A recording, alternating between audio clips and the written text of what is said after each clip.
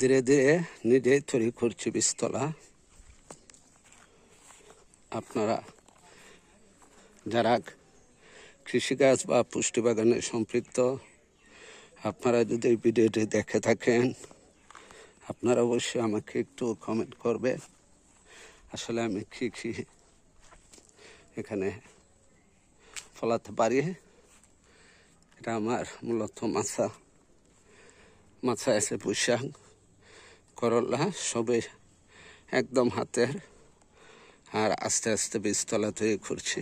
এখানেও কিছু বীজতলার মাঝে যে আল, সে আলে কিছু গাছ, যেহেতু বীজতলার মাপ পরিবর্তন হয়েছে, তবে আর কিছুদিন পর 1.5 কিন্তু এখনও ধরছে। শেষ হওয়ার পরে আমি এগুলো উঠিয়ে ফেলবো। এখন আপনাদের একটু পরামর্শ চাচ্ছি।